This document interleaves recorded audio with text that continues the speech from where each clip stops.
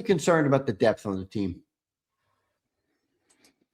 Not really. I mean, they played poorly, so I start there. The people that did play, for the most part, but I think, I said some of the defense wasn't that bad. Well, they did give up, 440 yards? Yeah, yeah. Early though, it wasn't that bad. But again, it kind of shifts. There's no starters anyway. And the offense, individually, there's little chunks of positives. I thought, Cole Payton late did show that ability to do things off script that is a big part of the modern NFL. We'll see if he's got to get up to speed on the actual playing quarterback part. Willie Lampkin excited some people. You get the clip merchants out there putting the highlights, and I told you that was going to happen because Willie's so unique looking and so athletic. So you got to focus on consistency with him. But he played guard and center. He had reps on both. And I think he's making a run at the team. Will Shipley showed some things. He's not on the bubble. Anybody who tells you Will Shipley's on the bubble, he's not on the bubble. They don't have the backs. I mean, how could he be on the bubble? They're not going to keep him. I see a lot of people in their 53s. I don't know if he's going to be. Well, they don't pay attention to special teams, number one. He's the personal protector. And he'll be the kickoff returner. They're trying some other people, but they don't really have anybody to do it. So, he had the two nice runs, which were about the only positive thing in the first half. And Markel Bell was a part of those runs as well. I thought he did pretty well at right tackle, and that's a positive because he played in college at left tackle. But here, the projection is hopefully heir apparent to Lane Johnson. I thought he did well. Positive. I put a positive in his category. John Njoku was somebody nobody talks about, but I thought he showed up, played left guard and left tackle.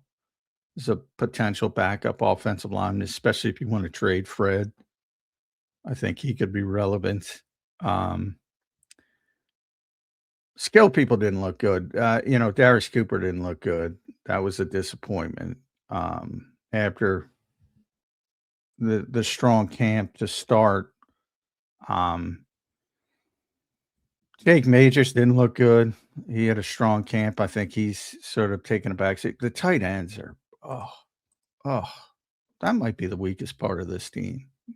If you don't, they started running this offense, what they project to be this offense, with Grant Calcaterra and Eli Stowers.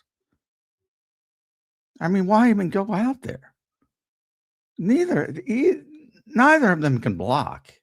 And it started right away with first play of the game. Yeah. I think it was a Tank Bigsby run to the outside, and it got called back because of an Eli Stowers hold.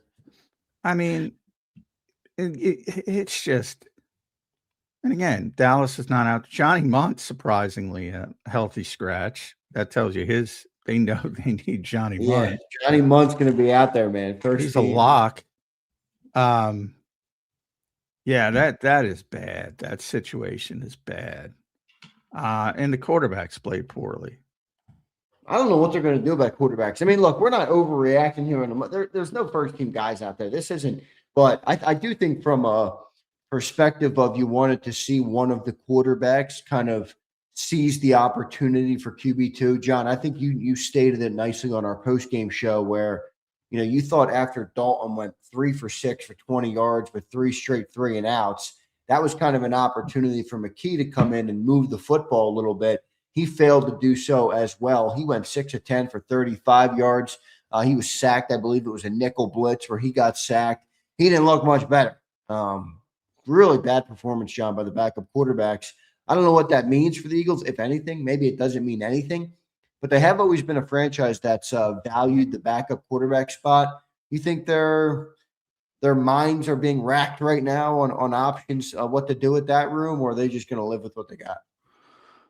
Well, there's already the McCarthy hype has already started. Because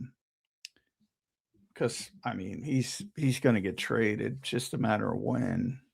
And I know Locke and Fora was out there saying the Eagles and Giants and somebody else. So you could have an NFC East battle for JJ McCarthy. I don't. Is he going to upgrade your backup situation compared to Andy Dalton? I don't think so.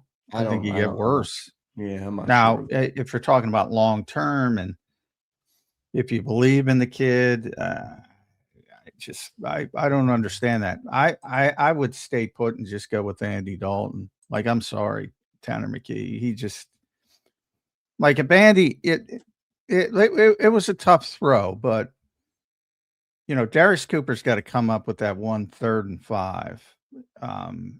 And it was a fastball, but it was where an NFL receiver catches it. And all of a sudden you convert, and who knows what happens on that drive. And it doesn't look as bad as what you just said, three and outs. Sometimes the receiver's got to pick up the quarterback, and that was an indication. It wasn't a perfect throw, but he's got to catch that pass. He just knows how to play the position. And again, if you're talking about you got to win 2 games, he can get you with this talent they have. He can get you to the finish line. Tanner McKee, I think, is regressed, and I don't know why. What happened to Tanner McKee? I don't know, but he looks just he looks confused. I mean, he had a chance to rip one in the seam, and it was like a worm burner. It's like there's no confidence. Looks like he's completely shelled up as a player. John, I remember when he first came in a preseason game. I don't know if it was his first year or second year, but it was versus the Bengals. And I remember the first thing the announcer said, like the first drive, he was driving right down the field. And they're like, man, Tanner McKee gets the ball out quickly. That was one of the first things I remember them saying it. Boy, that is gone. I mean, he didn't get the ball out at all. Yeah. And it's been even worse in practice. That's been a thing in practice. The ball just doesn't come out. You think he's just confused by the new offense, not comfortable? I mean, he's definitely risk-averse approach, that they've drilled into their quarterbacks. Has it broken him in a way? I mean, good Lord. He definitely doesn't trust what he sees. So for whatever reason, it could be confusion. It could be beating it out of him. I don't think it's beating it out of him. He's just not playing with any confidence. Confidence is a big thing at the pro level. Like if you lose your confidence, then he seems like somebody's lost his confidence. And right now, I as bad as it looked for both of them, like I don't think it's close. Like who should be the backup quarterback? To me, it's pretty clear. Andy Dalton's a better quarterback. Okay. Yeah. What do you think they would do with McKee? Would he be a trade? I mean, I don't know here. Yeah, you'll trade him. Somebody will give you, but you're talking about a day 3 pick, obviously. Like a 6 or a 7? Yeah. I think it's like a 7, honestly. It's Howie. Maybe he can get a condition to get it up to a 4 if he plays some. But it's a long way from asking for a 2nd round pick, like they were talking about. Yeah, I don't even know if I want Cole Payton as the 3rd quarterback. I might keep them both and put Cole Payton on the practice squad. But I don't want JJ McCarthy. I don't know. I at least like the playmaking ability of Payton. I mean, even if he struggles in the passing game, I like that he gives you that when the play breaks down, which let's be real, John, if you get to your 3rd quarterback anyway, most plays are probably going to be breaking down at that point. I mean, you got a guy who can go and make a play. Remember, if you get to your 3rd string quarterback, they're playing with the first team off. It shouldn't break down. You should. Now, most teams are right. Most teams don't have a good 3rd team quarterback, so it looks shitty. but it's not because of things breaking down. It's because the players overwhelmed. Most of the time, with good teams, you're going to have a difficult time with a third string quarterback, but not necessarily because things are breaking down everywhere else, like a preseason game. In a preseason game, you're true. Third, fourth team reps are a disaster. Yeah, disaster. And it's usually because of the offensive line, and nobody has depth on the offensive line. But that's not the case if you have, bad injury luck and you lose your top two guys. That's not the case. They're playing with the first teamers. So, think about last year. You had Tanner McKee and Sam Howell. They brought in Sam Howell because Tanner McKee broke his thumb and wasn't available for the first two games. And they said, well, we need somebody. Now, you never got to see Sam Howell play, but he would have been, with that team, he would have been competent. So if they want to replicate that, they got to keep them both. And put Cole Payton on the practice squad. And I think they can do that. He didn't open anybody's eyes week one and say, all right, we got to claim this guy on waivers. Yeah, that I think is fair.